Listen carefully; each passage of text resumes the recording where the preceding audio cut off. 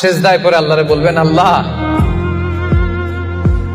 এই পৃথিবীতে আমি ছাড়া তোমার গোলামের অভাব নাই, কিন্তু তুমি ছাড়া আমার দ্বিতীয় কোনো রব নাই।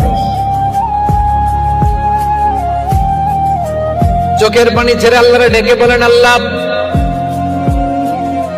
এই জমিনে আমি ছাড়া তোমার গোলামের কোনো অভাব নাই, কিন্তু তুমি ছাড়া দ্বিতীয় কোনো রব আমার নাই, তুমি ছাড়া দ্বিতীয় কোনো জায়গায় চাওয়ার সুযোগ আমার নাই।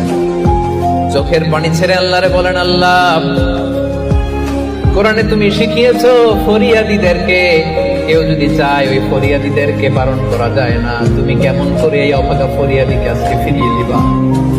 চোখের পানি ছেড়ে আল্লাহর কাছে চা, সব তিনি দিয়ে দিতে পারেন। চিল্লায় বলেন ঠিক কিনা?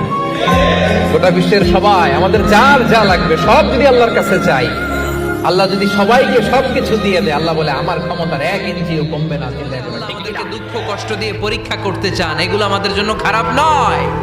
এই দুঃখ কষ্ট বিপদ আমাদের কোমরকে সোজা করে, আমাদের পায়ের মাটিকে শক্ত করে। চিল্লায় বলেন ঠিক কিনা?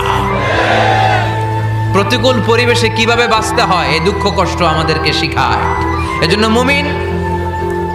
মুমিন বান্দার বৈশিষ্ট্য হচ্ছে দুঃখ কষ্ট বেদনা জ্বালা এগুলোতে সে আপসেট হয় না, সে হাল ছেড়ে দেয় না, সে ভরসা রাখে একজনের উপর। চিল্লায় বলতে হবে তিনি কে? কারণ মুমিন জানে রাত্রি যত গভীর হয় অন্ধকার তমানিসা ভেদ করে শুভে সাদিক হয়। মুমিন জানে গর্ভবতী নারীর পেটের ব্যথা যেই দিন বাড়তে থাকে ওই দিনই নতুন মেহমান আগমনের সময় ঘনাতে থাকে। মুমিন জানে তার জীবনে দুঃখ কষ্ট বিপদ যত বাড়তে থাকে সুখের দিন কাছে আসতে থাকে। এত কারিশমা, অনুতপ্ত বান্দা যখন কেঁদে কেঁদে চোখের পানি ঝরায়, তার চোখের পানি চোখ বেয়ে নাকের ডগাবে মাটিতে পড়ার আগে ওই বান্দার সব গুণ আল্লাহ মাফ করে দেয়।